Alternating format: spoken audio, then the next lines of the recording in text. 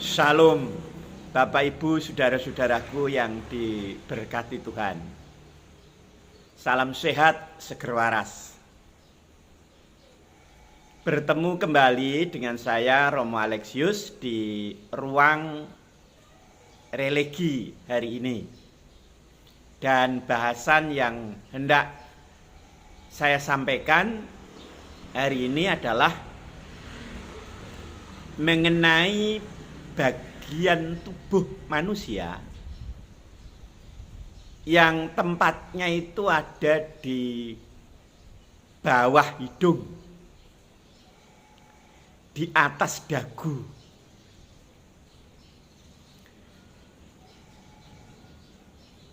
Ini namanya adalah bibir.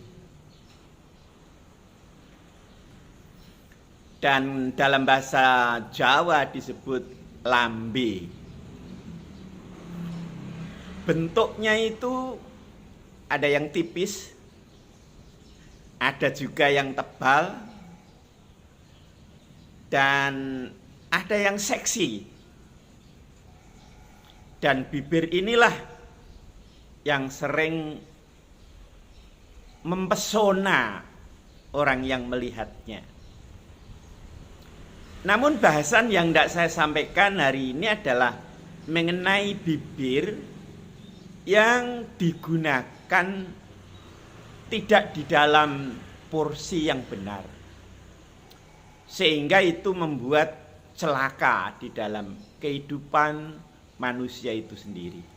Nah, Ibu, Bapak, Saudara, ada firman Tuhan yang mengatakan demikian, yang saya kutip dari 1 Petrus pasal 3 ayat yang ke-10 dikatakan demikian. Siapa yang mau mencintai hidup dan mau melihat hari-hari baik, harus menjaga lidahnya terhadap yang jahat dan bibirnya terhadap ucapan-ucapan yang menipu. Saudaraku, luar biasa. Berbahagialah orang yang mendengarkan firman Tuhan dan menyimaknya kemudian dijalaninya. Bibir itu di dalam bahasa Jawa itu disebut lambe. Kalau bibir tidak digunakan dengan baik, digunakan dengan asal-asalan dan digunakan untuk hal-hal yang negatif, itu di dalam kasanah bahasa Jawa disebut lambe turah. Karena itu judulnya hari ini saya beri judul lambe turah. Saudaraku, kitab suci mengajarkan bahwa siapa yang mau mencintai hidup dan mau melihat hari-hari baik, ia harus menjaga lidahnya terhadap yang jahat dan bibirnya terhadap ucapan-ucapan menipu. Lidah itu saudaranya bibir, tempatnya itu satu di dalam mulut. Dan jika kita tidak bisa menjaganya, akan mencelakakan hidup itu sendiri. Dan kehidupan tidak akan menjadi baik. Karena itu Ibu, Bapak, Saudara-saudara, yang disebut lambe turah, bibir lebih itu bukan bibirnya yang ndower gitu, tidak. Atau lambenya itu ndower, itu tidak. Tetapi itu bibir yang digunakan untuk hal-hal yang negatif. Suka menipu, suka bergosip, suka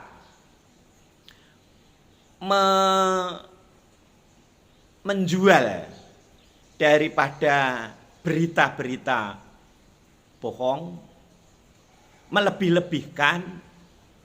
Dalam bahasa Jawa itu disebut ngerumpi. Nah, Ibu Bapak Saudara, orang yang sedemikian ini orang yang suka kulaan warta, jualan berita. Menerima dari seseorang, suka nguping, suka ngerumpi, kemudian dijual ke orang lain, sehingga melebih-lebihkan berita yang sesungguhnya akhirnya menjadi berita hoax,